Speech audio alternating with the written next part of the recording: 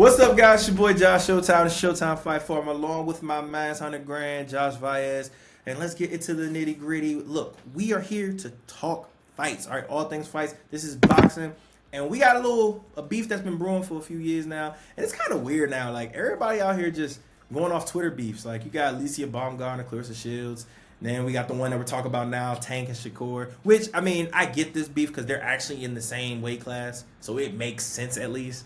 But I want to know, first of all, what is your breakdown or thoughts about this random occurrence of beef? Because they used to spar together, and also, Shakur used to always talk highly of Tank. And he used to always be like, I can't wait to fight him. This is going to be the big money fight of my career for real. And now it's more so like, you a pussy. like, how did we get here? Well, I think this is a classic tale of friends becoming foes when they become competition, right? So I think when Shakur was coming up as an amateur and in the Olympics and won a silver medal very early in his career, that's when him and Tank were sparring, and it was all good around that time. Why? Shakur is a high-profile amateur, won a silver medal at the Olympics. Tank, booming superstar. Why not spar each other? We're just getting some good quality work in. It's all good. Then you have what? The surgence of a Shakur Stevenson catapulting himself all the way into Tank's division, Tank's areas, Tank's waters, right? With Tank still in that 130, 135, weight class. So now that Shakur is what? A 3-division world champ. He's won the Ring magazine. He's beaten champions. He's taken belts. He's won belts. Became undisputed. He was undisputed, correct? Not undisputed. Unified. He was undisputed with 30? He wasn't undisputed, just unified. So unified. That's what I meant. He's held multiple belts. Yeah, it's very close. But yeah, I would say boxing throws me off with the unified and undisputed. And I'm like, okay, all right, yeah. Yeah, trust us, boxing guys. We just want one belt, but it is what it is. Yeah. UFC, great model. One belt, one champion. We love it. But in this case, yeah, Shakur is already an established boxer, real credibility, accolades too. A lot of boxing critics will say that, yes, Tank is that heavy hitter. Yes, Tank sells the fights out. But really, Tank has only won one true regular world championship as a WBA champion. So you have a guy, a moneymaker like Tank, who has a guy he's very familiar with in Shakur, who has all the accolades. So two are basically, money is combining with accolades, and these guys know each other from a long history of amateur background, from years and years and years ago. I think it's just now, like I said, we went from being friends to foes because you're now my competition. It's always weird. Like, I'm a wrestler, so, I get as far as wrestling competition, like especially off seasons and stuff like that, you end up wrestling guys who you're going to see in real matches. But like with the fights, man, it's just so difficult to me personally to want to, like, I get it. You got to spar the best sometimes because you got to get that feel. You want to get better. You got to fight the best sometimes. But it's just so difficult for me because Tank has pretty much sparred everybody. He sparred Haney. He sparred Teofimo Lopez. He sparred Shakur. Like, he's literally sparred everybody in his division. And I feel like that also kind of plays parts in some fighters avoiding some fighters because let's keep it a stack. Like, we've both sparred before, like not each other, but we've sparred other people before. I've wrestled other people who's been in other teams before. You can have as much confidence as you do in yourself, but you do know if somebody's just better than you at that same point in time. You can say, "Oh, I got better." Sure, you could do that, but at the same time, it's like I felt that power. Like, I remember, actually, I don't know if you sent it. Actually, was it you that sent me the thing about better BF power?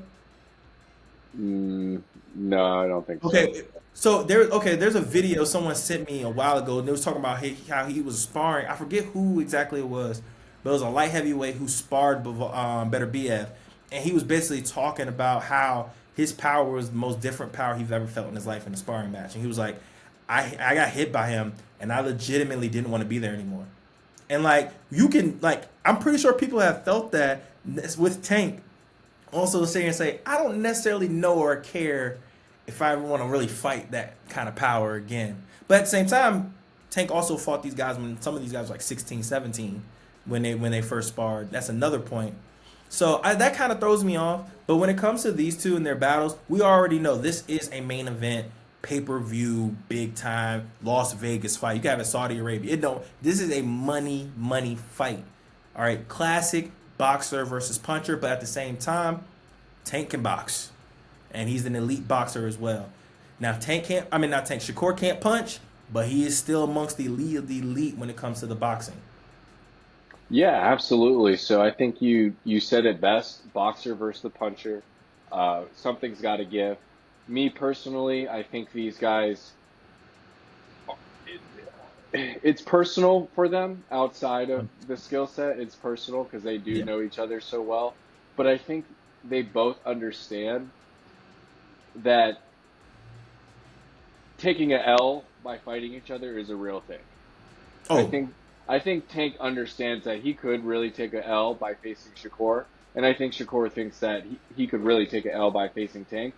But it seems as if Shakur has been calling the fight more than Tank has been calling for the fight. that So that was literally what I was gonna say too. It's a great point that you said that because even like they're having a Twitter beef right now. If you read the tweets, he's already kind of saying like, brother, I'm going to punch you very hard and you're going to run. To me, that basically says, bro, you're just gonna like pot shot me the entire time and run away and try to win. And mhm, that to me does feel like he's not necessarily. I don't think he's afraid of Shakur because, like you said, he doesn't have power. There's no reason to really be afraid per se, but he doesn't want to lose. And I feel right, like he thinks that if in a regular size ring, he could probably get away from him for 12 rounds. And we yeah, already know when it comes to Tank, his biggest Achilles heel, his biggest issue is that he's by far the most inactive fighter in his division. He's just very accurate. Now, time that a person who's not that active fight against probably the most defensively sound boxer in the division. One, it sounds like a fight that could be very boring. And then two, it sounds like a fight that Tank is going to have to do something he's not used to doing, which is being a lot more aggressive. yeah, absolutely. I can't see a fight between the two where Shakur is the aggressor. So I do see a lot of, classic Shakur doing his boxing skill set. So I'm excited to see if we do get that fight. Do we get that aggressive Tank? We've seen what happened with Rolly Romero, kind of a step back. But I want to see a Tank come forward and knock an opponent out. And I think for a Shakur Stevenson, he has to do that if he wants to win. I feel like when it comes to Tank, he has to be aggressive. If he doesn't, he's going to lose. I think relying on that one shot is going to make him lose. He's going to have to set that one shot up. He likes to counter. He likes to let people make their mistakes, and then he obviously fires off. But when he is aggressive, sometimes he's a little predictable. Sometimes he wants to force that daggone uppercut. Like even when he fought Cruz, brother, like not Isaac Cruz, but was it Santa de la Cruz or whatever? Hmm. He literally threw that same uppercut for like 7 rounds. He threw that same uppercut like maybe 20 times. It finally Hmm. landed. You're not catching Shakur with that shot. It's just not happening. So like, and also, Shakur's not going to be that aggressive. That's another thing. That's just not his style. Well, that's not his style versus power punchers. So, like you said before, it's gonna be a very chess piece kind of match, and I think people are gonna hype this up to be a fight that it's not gonna be, which is gonna be like, oh, well, Tank is gonna be in there and just go gunsling. It's gonna be a brawl, this, that, and the third, and they're gonna set themselves up for another Manny Pacquiao Floyd, where it's not gonna end up like that. Both guys, I feel like it's gonna do a lot of standing. It's gonna be a lot of gesturing, a lot of little fake stuff that only boxing heads would know. It's like, oh, he did something to try to get a reaction, but it's not going to be a lot happening right in the face of things. And it's going to bore people personally. I think that's how that fight's going to go. But it's a fight that needs to happen because we're talking about two guys in the same division in their prime, literally the best two. I don't think that there's anybody else. I think it's them two and then everybody else when it comes to that 135-pound division. And my thing is, why not now? Like Tank is 29. He's about to be 30. Shakur is in his upper 20s now. Like at the end of the day, when we saw the four Kings fight, they were all in their prime when that first thing was going down. And guess what? They're all in the Hall of Fame. They're all time greats. You can lose. And at the end of the day, like I think I talked to you about this before, but it's also another kind of question where it's like, do you think the Earl Spence and Terrence Crawford fight might deter people from having these big super fights? Just to how bad that fight ended. I think what we are, yes, I do. And I think that's the sad trend we are seeing with some of these super fights here in boxing is where the buildup of these fights are so massive to the point where when the fight actually happens, you're expecting to see fireworks and it's a defensive battle. We see this sometimes really with all sports, right? We think the Super Bowl, for example, thinking that this was going to be a high scoring affair, and here we are at halftime, and the score was what, 10-13? Yeah. So, with these big time matchups, we have to understand as fans, some of the best fights that we've ever watched weren't really the super high profile fights, right? Now, they were in the 80s with the Eddie Hearns and Marvin Haglers of the world. Um, so, for me personally, I feel like we got to set the expectation with fights like these that we're going to see more of a boxing lesson than we probably would like a fireworks show. But um, I do think it's a good fight, worth to watch. I'm just excited to see if it actually does happen. They both fight within a relatively close time of each other, as you know. So if both come out victorious, why not? Why not? Why not? And honestly, I'm a fan of both combat sports, MMA and boxing.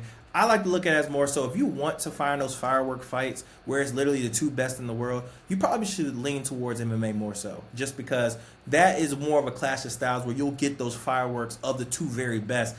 Boxing is called boxing.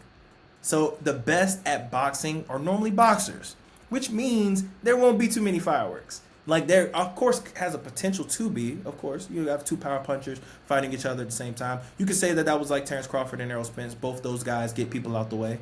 But yet, still, you're not going to get that too often. MMA, it's a little more often to get those two guys that honestly like to throw down, that are two of the very best at the same time.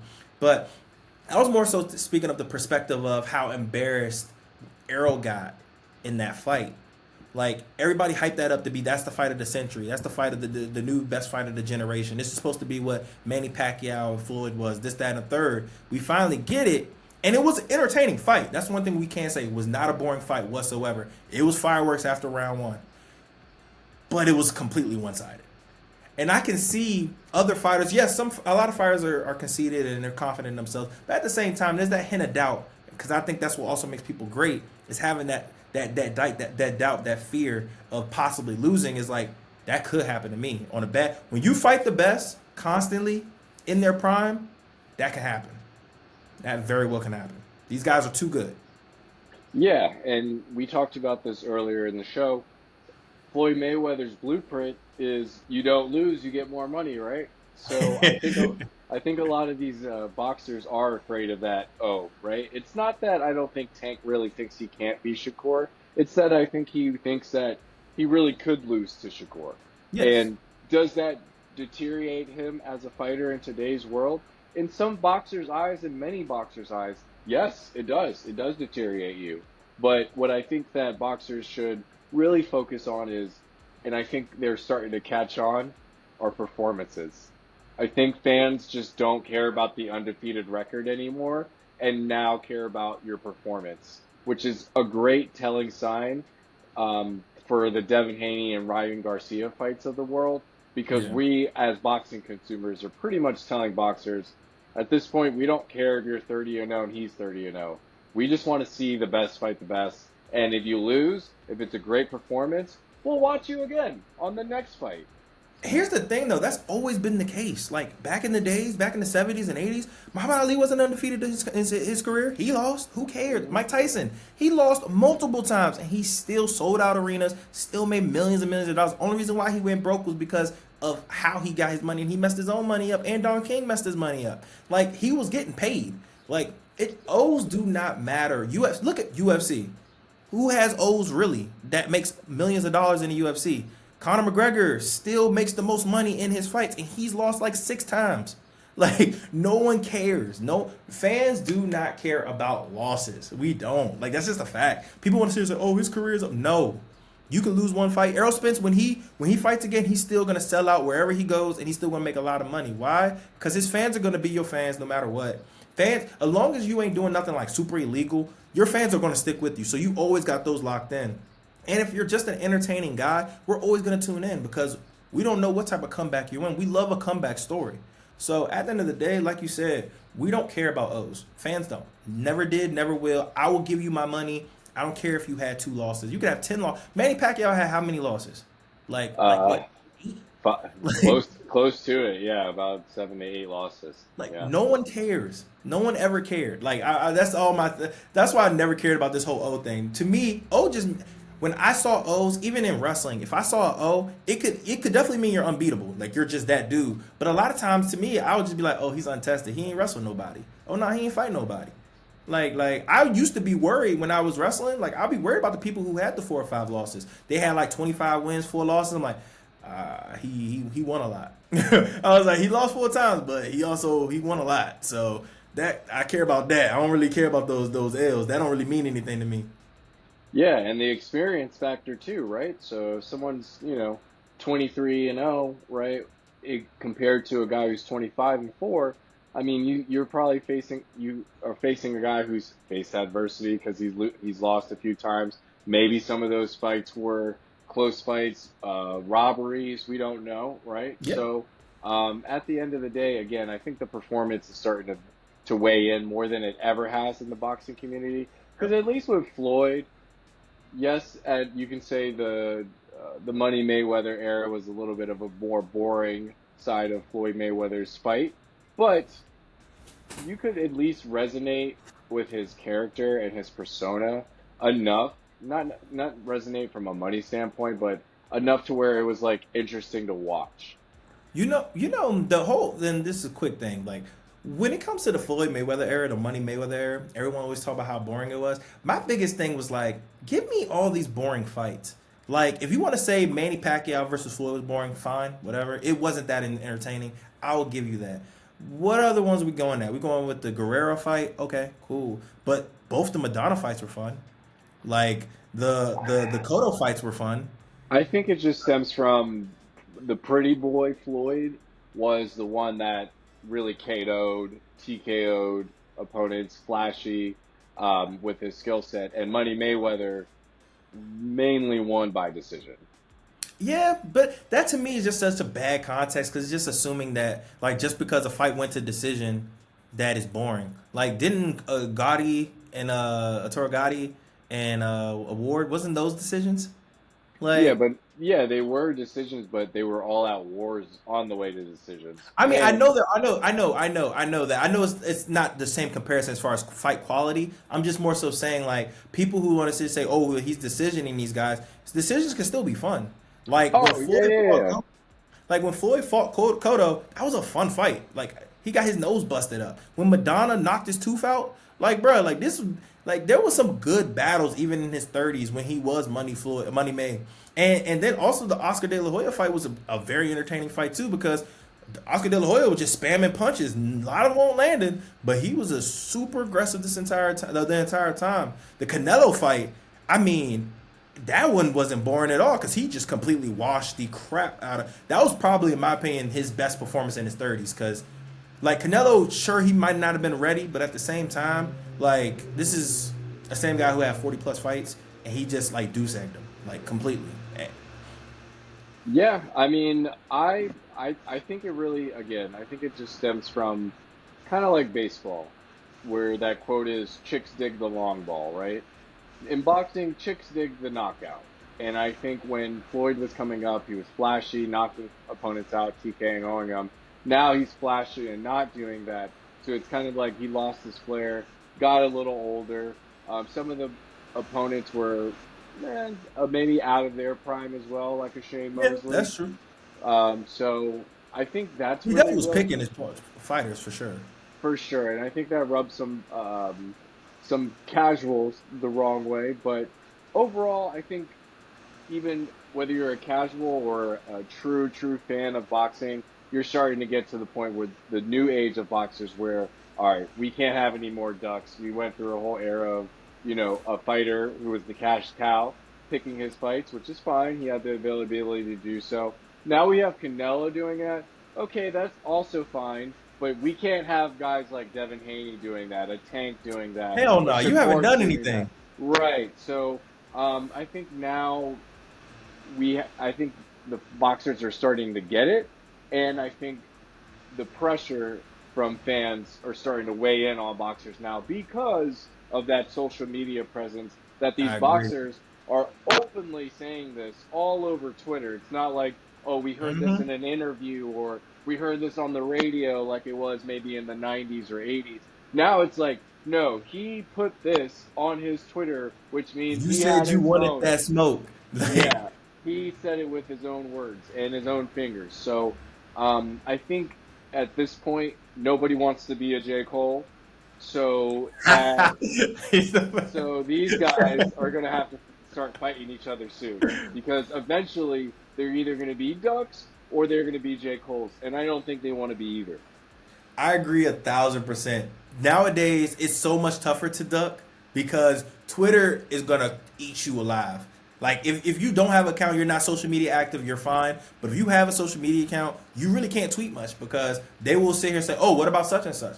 Like Canelo's kind of getting away with it because I don't think he would be understanding half the stuff people be saying. Like he's probably don't really be speaking English like that, so he just hear people fight Benavidez. He's like, I no hablo inglés. I don't know. Like, so I don't really know, but at the end of the day, like I'm with you. The social media age is actually kicking into these boxes, and it needs to continue because we need to get the fights that we want to see. At the end of the day, we need a one belt system. It ain't happening, but we really need it. But this social media thing is kind of making it a one belt system where we're starting to get a lot more undisputeds. I think we got what two now, three, two or three.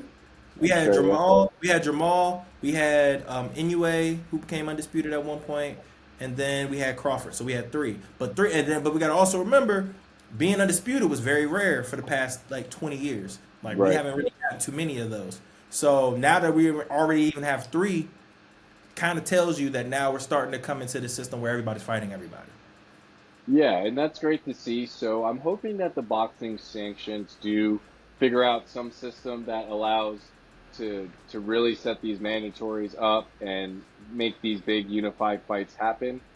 Because we are getting to a point where champions are just holding on to belts and fighting mandatories that sometimes aren't worth our time of watching. So Yeah. we'll see how it goes overall. But I think you said it best. The pressure is not only from the media, it's from the mentions in your Twitter DMs, so or in your Twitter feed. So these boxers are seeing it for more than they ever have, in my Yeah, personal opinion. and at the end of the day, I always will say this, and I believe this to the death of me. All elite athletes are egomaniacs. So at the end of the day, seeing those, reading those, it will get to any professional athlete, let alone the elite of the elite. Hearing somebody say you ain't that good or someone is better than you. So yeah, 100%. But that is our take, man. We hope to see this fight at the end of the year, possibly. But if it does happen, it'll probably end up being like next year. Who knows? But at the end of the day, it's a fight that we want to see. Hopefully, it does happen. As always, man, follow me on social media at Papa Showtime, Josh Showtime. Josh, where they can find you at? You can find me on social media at firstclass_Vias. All right, perfect. Guys. Thank you guys for tuning in. As always, man, make sure y'all always stay blessed.